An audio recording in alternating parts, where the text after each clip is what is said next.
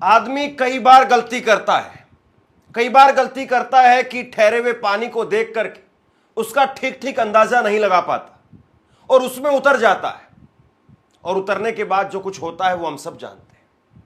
नीतीश कुमार ने शायद गहराई को नापा नहीं। नीतीश कुमार शायद उस पानी में उतर गए हैं जिस पानी से शायद उनका पानी उतर जाएगा और वो वापसी नहीं लौट पाएंगे। राजनीतिक तौर पर आज नीतीश कुमार जहां पर खड़े हैं, नीतीश कुमार चंद्रबाबू नायडू ने वक्फ बोर्ड बिल का पूरी तरह से समर्थन किया, यानी कि उसको पास कराने के लिए एड़ी चोटी का जोर उन्होंने लगा दिया।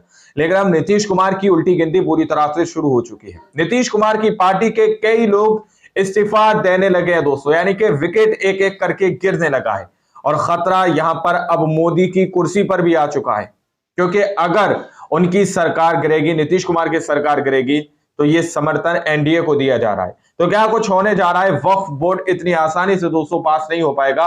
हमारे साथ वरिष्ठ पत्रकार मौजूद हैं। रिपोर्ट मैं आप लोगों के सामने रखूंगा। संसद के अंदर की काफी वीडियोस हमारे साथ हैं, वो भी वीडियोस आप लोगों के सामने रखी जाएंगी कि राज्यसभा के अंदर किस तरह से पैनी धारदार के साथ सीधे तौर पर यहाँ पर दोस्तों बहस अभी छिड़ी हुई है वक्फ बोर्ड को लेकर। रिपोर्ट आपकी स्क्रीन पर। आदमी कई बार गलती करता है। कई बार गलती करता है कि ठहरे हुए पानी को देख करके उसका ठीक ठीक अंदाजा नहीं लगा पाता और उसमें उतर जाता है, और उतरने के बाद जो कुछ होता है वो हम सब जानते हैं। नीतीश कुमार ने शायद गहराई को नापा नहीं। नीतीश कुमार शायद उस पानी में उतर गए हैं जिस पानी से शायद उनका पानी उतर जाएगा और वो वापसी नहीं लौट पाएंगे। राजनीतिक तौर पर आज नीतीश कुमार जहां पर खड़े हैं, किसी को बताने की आवश्यकता नहीं है कि नीतीश कुमार इस वक्त में अपने अंतिम पड़ाव पर हैं या नीतीश कुमार बुलंदियों पर पहुंचने बाकी हैं। इस बात को सब जानते हैं। वक्फ संशोधन बिल पर जिस तरीके से नीतीश कुमार ने सब कुछ नजरअंदाज करते हुए बीजेपी के आगे पूरी तरह से सरेंडर कर दिया, उसका खामियाजा क्या होगा, आज इसकी बानगी देखने को मिली।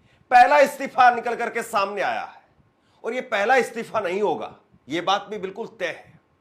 यह तो महज एक शुरुआत है उस तूफान की, उस आंधी की, जो न केवल नीतीश कुमार के दल तक सीमित रहेगा, बल्कि इसके बाद में चिराग पासवान, जीतन राम मांझी, जयंत चौधरी और चंद्रबाबू नायडू की पार्टी तक ये पहुंचेगा।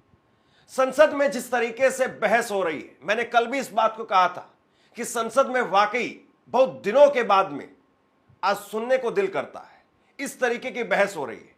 कल भी मैंने तकरीबन पूरी बहस सुनी, देर रात तक मैं सुनता रहा किसने क्या क्या कहा, और आज भी पूरे दिन मैं सुनता रहा कि संसद में कौन कौन क्या क्या बोल रहा है। और वाकई संसद में बड़े दिनों के बाद में कुछ ढंग का सुनने को मिल रहा है। कांग्रेस की तरफ से इमरान प्रतापगढ़ी खड़े हुए, और कांग्रेस की तरफ से इमरान प्रतापगढ़ी ने बोलते हुए कहा, जिले इलाही, ये हुकूमत ठसक से नहीं चलती है, इसमें हिस्सेदारी सबकी है और सबकी हिस्सेदारी से ही हुकूमत चलेगी।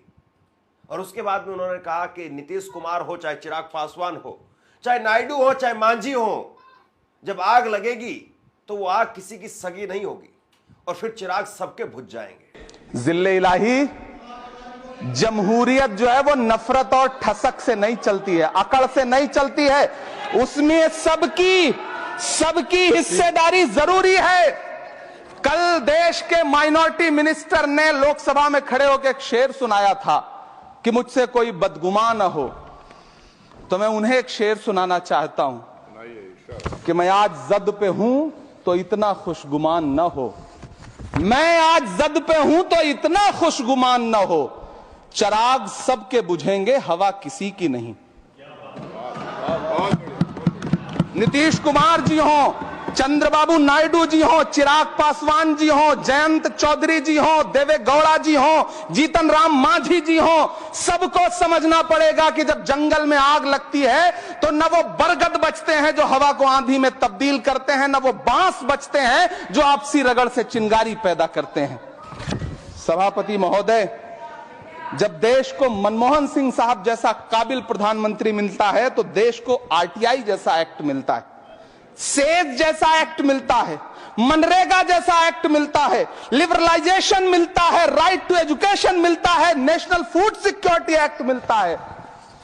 लेकिन जब देश को सौगातें मोदी मिलती है तो क्या मिलता है? सीए मिलता है, फॉर्मूला मिलता है, आर्टिकल 370 मिलता है, इलेक्टोरल बॉन्ड जैसा एक्ट मिलता है और वक्फ अमेंडमेंट एक्ट जैसे बिल देश को मिलते हैं। मुझे तो अपने हमवतन भाइयों से पूछना है कि आपको अपने बच्चों की तरक्की, खुशहाली और नौकरी की दरकार है या फिर मुसलमानों की दान की गई जमीनों को लूटकर धन्ना सेठों को देने की साजिश करने वाले कानून की? सभापति महोदय, ये सरकार रात के 3 बजे तक पूरे देश को जगा करके संसद में अपने ही नागरिकों को नीचा दिखाने के लिए वक्फ बिल ला रही थी, तो उधर रात के 1:30 बजे अमेरिका हम पर 26% टैरिफ लगा रहा था। सरकार की प्राथमिकताएं देश को पता। सभापति महोदय, मैं बहुत भावुक हूं आज, और मुझे अच्छा लगा कि आदरणीय नेता सदन जगत प्रकाश नड्डा जी ने बहुत अच्छी बातें भी की, मन से बातें की। क्योंकि उनके नाम में प्रकाश जुड़ा है तो मैं उनमें हमेशा एक रोशनी की किरण देखता हूं। मैं उनके सामने बहुत अदब से यह बात कहना चाहता हूं कि चिरागों के सफर में दबदबा हो आंधियों का तो फिर अंजाम जुल्मत के सिवा कुछ भी नहीं होगा। यह दुनिया नफरतों के आखिरी स्टेज पर है, इलाज इसका मोहब्बत के सिवा कुछ भी नहीं होगा। बिल्कुल बिल्कुल। मैं भावुक हूं, मेरी पलकें गीली हैं। अगर देश की एक बहुत बड़ी आबादी को लगता है कि आप उसका भला करने के लिए नहीं बल्कि उनकी इबादतगाहों, उनकी कब्रिस्तानों, उनकी खानकाहों को बर्बाद करने का बिल ला रहे हैं, तो फिर आप अगर समझाने में नाकामयाब रहे हैं तो यह आपकी नाकामयाबी है। पहले समझाइए, उसके बाद कोई बिल लेकर के आइए, तब शायद हम आपका इतनी पुरजोर तरीके से विरोध ना करें।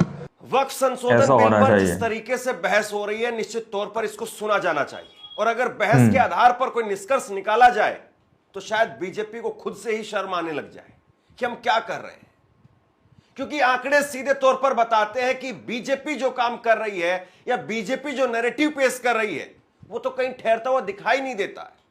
संजय सिंह ने आज पूरी तरह से बीजेपी को एक्सपोज कर दिया। संजय सिंह आज जब संसद में बोल रहे थे तो उन्होंने कहा कि बीजेपी कह रही है कि सच्चर कमेटी की रिपोर्ट के अनुसार अगर वक्फ की संपत्तियों में संशोधन के बाद में नया कानून बनता है तो 12,000 करोड़ रुपए की अतिरिक्त कमाई होगी, अलग से कमाई होगी। संजय सिंह ने कहा कि आप एक अपने दोस्त को पकड़ लाइए, नीरव मोदी को पकड़ लाइए, नीरव मोदी आपको 20,000 करोड़ रुपए देगा, 12,000 करोड़ रुपए आप गरीब मुसलमानों में बांट दीजिए और 8,000 करोड़ रुपए आप रख लीजिए। और इसके बाद में उन्होंने कहा कि सच्चर कमेटी की रिपोर्ट का पूरा सच आप नहीं बता रहे हैं। सच्चर कमेटी की रिपोर्ट कहती है कि भारत सरकार व राज्यों की सरकारों ने 365 अलग अलग जगह पर वक्फ की संपत्तियों पर कब्जा कर रखा है। कि आज सच्चर कमेटी की रिपोर्ट की बात कही गई और कहा गया 12,000 करोड़ की आमदनी हो सकती थी। एक सुझाव मैं पूरे सदन की तरफ से इस सरकार को देना चाहता हूं। 12,000 करोड़ की आमदनी की चिंता है वक्फ की, करोड़ों मुसलमानों की चिंता है आपको। एक अपने दोस्त को पकड़ के लाइए, नीरव मोदी को 20,000 करोड़ वसूलिए, 12,000 करोड़ वक्फ को दीजिए, 8,000 करोड़ अपने पास रखिए। 8,000 करोड़ ऐसा करिए ना, अगर वाकई में मुसलमानों के हित की बात करनी है, करोड़ों मुसलमानों का भला हो जाएगा। माननीय, अंतिम बात कह के आपने कहा सच्चर कमेटी की रिपोर्ट से 12,000 करोड़ की आमदनी की बात कही गई है। अर्ध सत्य मत बोलिए, पूरा सत्य बोला कीजिए। सुविधाजनक सत्य मत बोलिए, पूरा सच बोला कीजिए। मंत्री जी, इसमें लिखा हुआ है सच्चर कमेटी की रिपोर्ट में कि भारत की सरकार ने, राज्यों की सरकार ने अलग अलग राज्यों में अलग अलग जगहों पे 365 वक्फ की संपत्तियां कब्जा कर रखी हैं। आप उसके बारे में नहीं बताते। बताइए किस तरह से वक्फ बोर्ड पे कब्जा किया हुआ है। मुझे सब पता है। मनोज झा बोलने के लिए खड़े हुए और मनोज झा ने कहा कि इसमें कोई शक नहीं है कि संसद के अंदर आज दोनों ही पक्ष पूरी तरह से तैयारी के साथ आए हैं। हम गर्दनों के साथ आए हैं और वो आर्यों के साथ आए हैं। इससे ज्यादा गहराई की बात और क्या हो सकती थी? क्या हो मैं सकती जानता है? हूं आज दोनों ही पक्ष आए हैं तैयारियों के साथ। हम गर्दनों के साथ हैं, वो आर्यों के साथ। मैं आपके माध्यम से माननीय वाइस चेयरमैन साहब, कोई बात तलखी में नहीं बोलूंगा। किसी को आरी लेकर सदन में प्रवेश करने की अनुमति नहीं है। बिल्कुल सर, आप जिंदाबाद रहें। सर एक चीज, देश का माहौल, और ये मैं गंभीरता, गर्दन लेकर आ सकते हैं जी, आरी लेकर नहीं आ सकते। सर देश का माहौल कैसा है, इस पे एक नजर डाला जाए। गाहे बगाहे इकोनॉमिक बाइकॉट की बात होती है, गाहे बगाहे किसी पुरानी मस्जिद के नीचे कुछ चीजें ढूंढी जाती हैं, गाहे बगाहे प्लेसेस ऑफ वर्शिप एक्ट पे सवाल उठता है। सर इस तरह के माहौल में आपके बिल का कंटेंट और आपके बिल का इंटेंट दोनों सवालिया निशान खड़े करता है। यह महत्वपूर्ण है। चिंता इस बात की नहीं है, अभी चुन के आए हैं, हम भी चुन के आए हैं, लेकिन चुन के आने के बाद बहुमत विजडम की गारंटी नहीं होता है। आप लोग अक्सर ये सोचते हैं कि बहुत बड़ी बहुमत है तो सारा विजडम आप ही के पास है। संसद में आज एक वक्त ऐसा भी आया जब अमित शाह बैठे हुए थे राज्यसभा के अंदर और संजय सिंह बोल रहे थे, और संजय सिंह ने बोलते बोलते राम मंदिर का जिक्र छेड़ दिया। संजय सिंह ने बोलते बोलते कह दिया कि ये वो लोग हैं जो राम मंदिर की जमीन में घोटाला कर गए, ये लोग वक्फ की संपत्तियों के साथ में क्या करेंगे। संजय सिंह बोले कि इन्होंने अपने राम मंदिर के मुद्दे पर घोटाला कर दिया और इसीलिए इस बिल से किसी को खुश नहीं होना चाहिए। ये सबकी जमीनें लेंगे, एक एक करके सारे समुदायों की जमीनें लेंगे और उसके बाद में अपने दोस्तों को दे देंगे। और उसके बाद में आप देखिए किस तरीके से राज्यसभा के अंदर भाजपा के खेमे में एक ऐसी खलबली मच गई कि कोई अपनी सीट पर बैठने के लिए तैयार नहीं है, हर कोई खड़ा हो गया। मान्यवर, धार्मिक संपत्तियों को कब्जा करने की एक कोशिश है, इसलिए इस बिल पर न हिंदू को खुश होना चाहिए, न सिख को खुश होना चाहिए, न ईसाई को खुश होना चाहिए, न जैन को खुश होना चाहिए, न बौद्ध को खुश होना चाहिए, क्योंकि नंबर सबका आएगा। और आज वक्फ की संपत्तियां कब्जा करके आप अपने दोस्तों को देंगे, कल गुरुद्वारे की संपत्तियां कब्जा करके आप अपने दोस्तों को देंगे, फिर चर्चों की संपत्तियां कब्जा करके आप अपने दोस्तों को देंगे, फिर बौद्धों की संपत्तियां कब्जा करके आप अपने दोस्तों को देंगे, फिर जैनों की संपत्तियां कब्जा करके आप अपने दोस्तों को देंगे, फिर मंदिरों की जमीनें कब्जा करके आप अपने दोस्तों को देंगे। आप तो वो लोग हैं जिन्होंने प्रभु श्री राम के मंदिर में भी घोटाला किया। मान्यवर, प्रभु श्री राम के मंदिर के जमीन में घोटाला किया। मैं कागज दूंगा सर, मैं कागज दूंगा। ये लोग राम मंदिर में घोटाला करने वाले लोग हैं, राम मंदिर की जमीन का चंदा खाने वाले लोग हैं सर। ये लोग 2 करोड़ की जमीन 5 मिनट में 18 करोड़ में बेची सर इन लोगों ने। 16.5 करोड़ का घोटाला किया, 18.5 करोड़ में जमीन बेची। ये राम मंदिर में घोटाला करने वाले लोग हैं सर। मान्यवर, अरे प्रभु श्री राम के नाम का पैसा खाते हो तुम लोग। अरे बैठ जाओ, राम मंदिर का पैसा खाते हो। अरे राम मंदिर में घोटाला करते हो, बैठो। अरे राम मंदिर का चंदा खाते हो। अरे चंदा चोरो बैठो, चंदा चोरो बैठो, चंदा चोरो बैठो, बैठो चंदा चोरो, चंदा चोरो बैठ जाओ। चंदा चोरो तुम लोग चंदा चोरो, चंदा चोरो तुम लोग, चंदा चोरो, चंदा चोरो, चंदा चोरो बैठो। 1 मिनट को प्लीज, चंदा चोरो बैठो। सभापति महोदय, Shri Gajendra Singh ji. Sir, I am not dealing sir, I am not dealing. सदस्य ने चंदा चोरी किया इन्होंने, राम का पैसा खाया करने वाले राम का पैसा खाया सर इन्होंने। राम मंदिर का पीछे, राम मंदिर में चंदा चोरी किया इन्होंने। बैठ जाए, चंदा चोर है सर ये लोग। इन्होंने प्रभु श्री राम का चंदा खाया, कृपया बैठ जाए, चंदा चोरी किया सर। कृपया बैठ जाए। राम मंदिर के संबंध में सर राम मंदिर के संबंध में कहे गए सभी शब्दों को मैं कार्रवाई से निकाल रहा हूं, कार्रवाई से निकाल दिए। 2 करोड़ की जमीन 18.5 करोड़ में खरीदी इन लोगों ने। 2 करोड़ की जमीन अयोध्या में 18.5 करोड़ में खरीदी। बात केवल लफाजियों की नहीं है, बात आंकड़ों की भी है। संजय सिंह ने ही आज बीजेपी का मैनिफेस्टो राज्यसभा के अंदर लहराया और संजय सिंह ने कहा कि ये तो वही भाजपा है जो 2009 के अंदर अपना मैनिफेस्टो वो लोगों के सामने रखती है। और उस मैनिफेस्टो के अंदर भाजपा ने कहा था कि हम वक्फ की जमीनें जहां जहां पर अलग अलग लोगों ने कब्जा की है, सरकारों ने कब्जा की है, उनको छुड़वा करके देंगे। और आज वो कह रहे हैं कि नहीं नहीं, वक्फ की जमीनें वो इस तरीके से हो रही है कि कल को ये देश पर कब्जा कर लेंगे। ये वक्फ के अंदर अगर बदलाव नहीं किया गया तो कल को ये संसद के ऊपर भी कब्जा कर लेंगे। कितना बदल गई है बीजेपी। 2009 में कहते थे कुछ और आज 2025 में कह रहे हैं कुछ। खैर, इस दौरान तो बहुत लंबा अरसा बीत गया। बीजेपी बदलने में तो 2 दिन नहीं लगाती है। 2009 में आपने अपना घोषणा पत्र जारी किया था, मैनिफेस्टो। ये मैनिफेस्टो आपका लेके आया हूं, ये तो आपका डॉक्यूमेंट है, मेरे घर नहीं बना। इस मैनिफेस्टो में लिखा है इन्होंने कि 2009 के मैनिफेस्टो में लिखा है कि वक्फ की जमीनों पर जो अवैध कब्जे हुए हैं, KR रहमान की कमेटी की रिपोर्ट के हिसाब से हम मुस्लिम धर्म गुरुओं के साथ बातचीत करके उसको खाली कराने का काम करेंगे। कितना दोहरा चरित्र है आपका। आपने कहा वक्फ की जमीनों को खाली कराने का काम करेंगे जिसपे कोई और कब्जा कर रखा है। मान्यवर, एक और बात, सुप्रीम कोर्ट के अंदर आप कह रहे हो कागज चाहिए, कागज चाहिए। मंत्री जी ने कहा कागज चाहिए। मंत्री जी, आपको कागज की बहुत जरूरत होती है, कागज आपको चाहिए। आपकी सरकार ने 2020 में, ये पूरे देश को देखना चाहिए, पूरे देश को सर, 2020 में मैं JPC का मेंबर था, एक कागज वहां मिला हमें। 2020 में सुप्रीम कोर्ट में, सर आप, मेरी बात नहीं आ रही सर मेरी बात नहीं आ रही।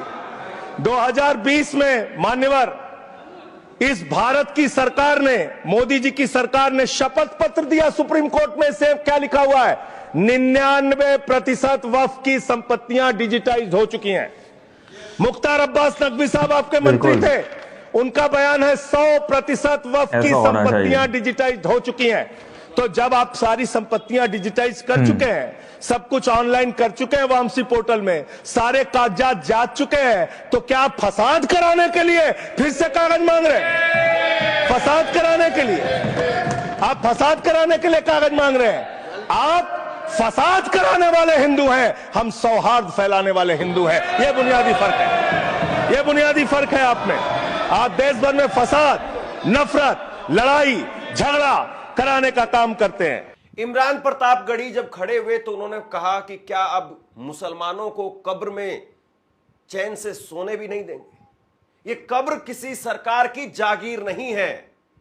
और उन्होंने मौलाना अबुल कलाम आजाद साहब, भारत रत्न, उनका जिक्र करते हुए कहा कि एक वक्त में उन्होंने देश के मुसलमानों से कहा था कि ये मुल्क आपका है, और आज उनकी कब्र पूछेगी। हम ही को कातिल कहेगी दुनिया, हमारा ही कत्लेआम होगा। हम ही कुएं खोदते फिरेंगे, हम ही पे पानी हराम होगा। सभापति महोदय, सन 1947 में दिल्ली की जामा मस्जिद की तारीखी सीढ़ियों पर खड़े होकर के भारत रत्न मौलाना अबुल कलाम आजाद साहब ने कहा था कि मुसलमानों कहां जा रहे हो, यह है तुम्हारा मुल्क, यहां तुम्हारे आबाओ अजदाद की कब्रें हैं। उस वक्त मौलाना आजाद की ये सदाएं सुन करके लोगों ने अपने सरों की गठरियां उतार करके रख दी थी। आज उसी दिल्ली में मौजूद देश की संसद में एक बिल आया है, ऐसा करिए ना, जो हमसे उसी जामा मस्जिद की सीढ़ियों के सबूत मांगेगा, जो उन्हीं सीढ़ियों के पास अपनी कब्र में सोए हुए मौलाना आजाद को फिर से कब्र से सदा देनी पड़ेगी कि ये जो कब्र है वो मेरी कब्र है, ये किसी सरकार की जागीर नहीं है। सभापति महोदय, मैं जहां खड़ा हूं, इसी संसद भवन के सामने सड़क के उस पार अपनी कब्र में सोए हुए भारत के पूर्व राष्ट्रपति फखरुद्दीन अली अहमद की कब्र है। शायद अब उस कब्र से भी सदाएं आए कि ये कब्र मेरी कब्र है, ये सरकार की जागीर नहीं है। बताइए किस तरह से वक्फ कानूनों में किए जा रहे संविधान विरोधी बदलावों के खिलाफ बोलने के लिए खड़ा हुआ हूं। संविधान का आर्टिकल 14 हो, 29 हो, 30 हो, चीख चीख कर कहता है कि देश में सब बराबर के हकदार हैं। आर्टिकल 26 कहता है कि सबको अपने अपने मजहबी कामों के लिए मंदिर, मस्जिद, गिरजाघर, गुरुद्वारों का निर्माण करने का हक है और उसका रखरखाव का भी हक है। लेकिन डॉक्टर बाबा साहब अंबेडकर के संविधान को हर दिन कुचलने वाली यह सरकार देश के मुसलमानों से नफरत में इतनी अंधी हो गई है कि खुलेआम देश की संसद में देश सरकार के माइनॉरिटी मिनिस्टर साहब और होम मिनिस्टर साहब झूठ बोलते हैं और देश को गुमराह करते हैं, झूठ शब्द असत्य बोलते हैं। समझने वाली बात यह है कि जब संसद के अंदर दोनों सदनों में, चाहे लोकसभा की बात करें चाहे राज्यसभा की बात करें, इतने शानदार तरीके से तर्क रखे गए हैं, तब भी बीजेपी नहीं समझ रही है। एक फायदे के लिए या एक छोटे से फायदे के लिए या एक राज्य के चुनाव को जीतने के लिए इतना सब कुछ कर रही है। संजय सिंह ने कहा कि जो मां अपने बच्चों में फर्क करे वो मां सोतेली होती है। हालांकि मुझे लगता है कि सोतेली मां भी, जिसका नाम ही मां हो गया, वो फर्क कर ही नहीं सकती। लेकिन उन्होंने कहा कि नहीं समझी गई बात तो नुकसान सबका है, और ये सरकार जिसको माई बाप कहा जाता है वो सरकार ही आज फर्क करने लगी। और ये मुसलमानों की भलाई की बात कर रहे हैं, जिनका अपना कोई सांसद मुसलमान नहीं है, जो कोई सांसद इनका लोकसभा के अंदर ऐसा मुस्लिम नेता नहीं है जो इस बिल को पेश कर पाता। न मेरा है न तेरा है, ये हिंदुस्तान सबका है। नहीं समझी गई ये बात तो नुकसान सबका है। न तेरा है न मेरा है, ये हिंदुस्तान सबका है। नहीं समझी गई ये बात तो नुकसान सबका है। जो आकर मिल गई इसमें वो दिखलाई नहीं देती, जो नदियां मिल गई इसमें वो दिखलाई नहीं देती। महासागर बनाने में मगर एहसान सबका है। महासागर बनाने में मगर एहसान सबका है। मान्यवर, हम लोग बचपन से एक शब्द सुनते आए, सरकार माई बाप। सरकार माई बाप यानी कि जो सरकार होती है वो लोगों की माई बाप होती है, मां की तरह ख्याल रखती है, पिता की तरह ख्याल रखती है। लेकिन अगर कोई सरकार अपने बच्चों को उसका गला घोटने पे उतारू हो जाए तो वो फिर सरकार निष्पक्ष सरकार नहीं है। नहीं है मान्यवर, वो सौतेली मां है, वो सौतेली मां है, उसका व्यवहार सौतेला है। और आज आप जो काम कर रहे हैं इस बिल के माध्यम से, आप बाबा साहब डॉक्टर भीमराव अंबेडकर जी के द्वारा लिखे गए संविधान की हत्या कर रहे हैं। और ये बात मैं इसलिए कह रहा हूं कि बाबा साहब डॉक्टर भीमराव अंबेडकर जी ने संविधान की धारा 26 में लिखा, धार्मिक मामलों के प्रबंधन की स्वतंत्रता, धार्मिक एवं धर्मार्थ उद्देश्यों के लिए संस्थाओं की स्थापना एवं रखरखाव करना, धर्म के मामलों में अपने स्वयं के मामलों का प्रबंधन करना, चल एवं अचल संपत्ति का स्वामित्व एवं अधिग्रहण करना तथा ऐसी संपत्ति का कानून के अनुसार प्रशासन करना। यह अधिकार आपने नहीं दिया, यह अधिकार किसी भारतीय जनता पार्टी के लोगों ने नहीं दिया। यह अधिकार बाबा साहब डॉक्टर भीमराव अंबेडकर जी के द्वारा लिखे गए भारत के संविधान ने दिया। मानकर और आप उस संवैधानिक अधिकार को छीन रहे हैं एक गैर संवैधानिक बिल लाके। क्या क्या लिखा इस कानून के अंदर आपने, किस तरीके से आपने इस संविधान की हत्या करने का काम किया। आप बड़ी बड़ी बातें कर रहे हैं। यह सरकार कह रही है कि ये कानून हम मुसलमानों के भले के लिए आ रहे हैं। जब मैं आपसे सुनता हूं तो मुझे लगता है कपिल शर्मा कॉमेडी सर्कस में बोल रहा है। आप मुसलमानों का भला कर रहे हैं, आप मुसलमानों का भला कर रहे हैं। दोनों सदन में एक भी सदस्य, दोनों सदन में सिर्फ एक सदस्य गुलाम अली को छोड़ के एक भी सदस्य आपका मुसलमान नहीं है। आप मुसलमानों का भला कर रहे हैं, आप मुसलमानों का भला कर रहे हैं। पूरी सरकार में एक मंत्री आपका मुसलमान नहीं है, आप मुसलमानों का भला कर रहे हैं। दो नेता अपने घरों में आपने बैठा दिया, मुख्तार अब्बास नकवी, शाहनवाज हुसैन, दोनों की राजनीति आपने खत्म कर दी। आप मुसलमानों का भला कर रहे हैं, आप मुसलमानों का भला कर रहे हैं, आप मुसलमानों का भला कर रहे हैं। अरे सुनना सीखो पहले। इसीलिए मैंने कहा था कि इस राज्यसभा के अंदर, लोकसभा के अंदर जोरदार तरीके से बहस हुई है। वाकई ऐसी बातें कही गई जो सुननी चाहिए, और बड़ी मुद्दत के बाद ऐसी बातें सुनने को मिली। कायदे से तो संसद चलती ही नहीं है आजकल। संसद को जहां तहां जब देखो स्थगित कर दिया जाता है। विपक्ष हल्ला भी नहीं करता, उससे पहले स्थगित कर दिया जाता है। लेकिन क्या इस बिल पर कोई आखिरी उम्मीद बाकी है?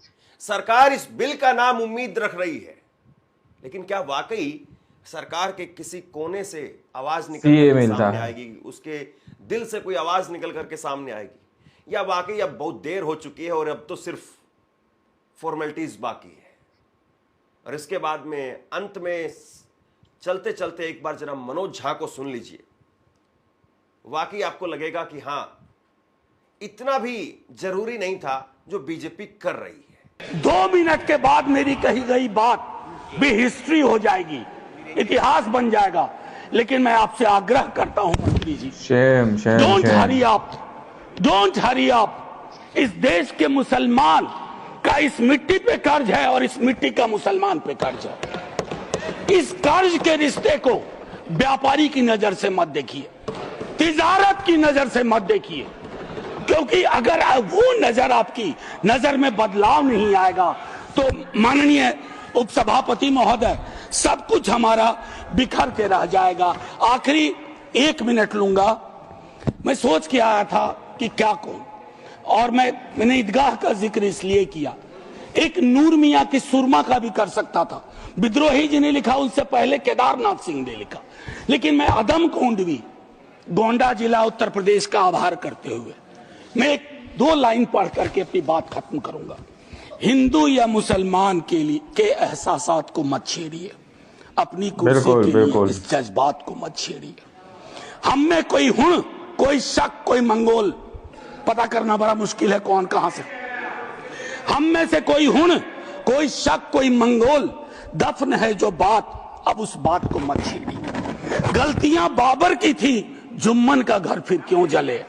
ऐसे नाजुक वक्त में हालात को मत छेड़िए। है कहां हिटलर, हलाकू जार या चंगेज खां, मिट गए सब, कौम की औकात को मत छेड़िए।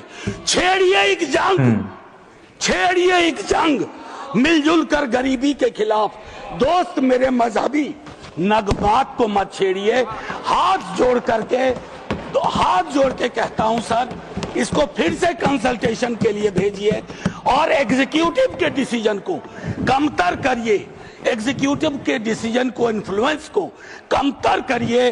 और पूरी दुनिया नॉमिनेटेड से इलेक्टेड पे जा रही है, आप इलेक्टेड से नॉमिनेटेड पे जा रहे हो। नॉमिनेटेड लोग बड़े खतरनाक होते हैं, ध्यान रखना सर। जय हिंद सर। कुल मिलाकर के सरकार के पास में आंकड़े हैं, और सरकार के पास में आंकड़ों के अलावा और भी बहुत कुछ है।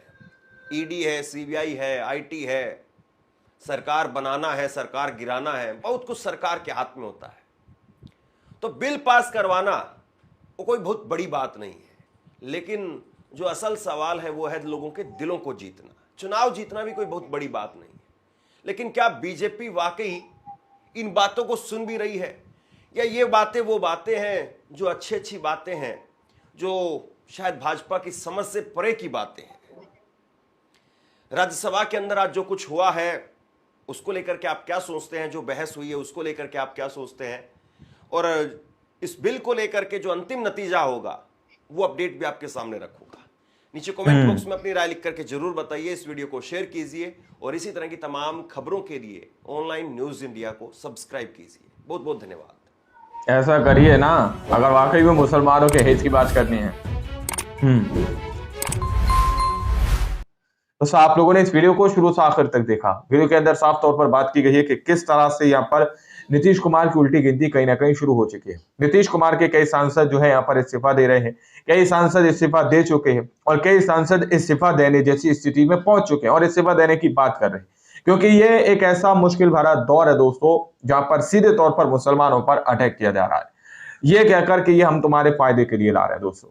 लेकिन जो गैरतमंद सांसद हैं वो नीतीश कुमार का साथ छोड़ रहे हैं, चंद्रबाबू नायडू को अल्टीमेटम दे रहे हैं कि हम तुम्हारे साथ नहीं देंगे, क्योंकि तुमने स्टैंड जो लिया है वो वक्फ बोर्ड संशोधन का तुमने स्टैंड लिया है, वक्फ बोर्ड को पास कराने के लिए तुमने इसका स्टैंड लिया है। तो अब वो गैरतमंद लोग जो है इस्तीफा देते हुए नजर आ रहे हैं, और ये पहला एक इस्तीफा नहीं है, जैसा कि यहाँ पर धर्मेंद्र सिंह ने बताया, ये पहला इस्तीफा नहीं है, ये तो शुरुआत है। कई ऐसे इस्तीफे सामने देखने को मिलेंगे जिसके बाद कहीं ना कहीं नीतीश कुमार ना तो घर के रहेंगे ना ही घाट के रहेंगे, यानी कि आने वाले वक्त में ऐसी स्थिति बन जाएगी कि नीतीश कुमार की पार्टी खत्म हो सकती है दोस्तों। आंध्र प्रदेश के अंदर चंद्रबाबू नायडू की पार्टी पूरी खत्म हो सकती है अगर इसी तरह से इस्तीफे का दौर जारी रहा तो। आप लोगों ने इस पूरी रिपोर्ट को देखा सुना, आप लोग इस रिपोर्ट के बारे में क्या सोचते हैं, क्या समझते हैं, अपनी राय कमेंट सेक्शन में जरूर दीजिएगा। मिलते हैं अगली वीडियो में, जब तक के लिए जय हिंद जय भारत।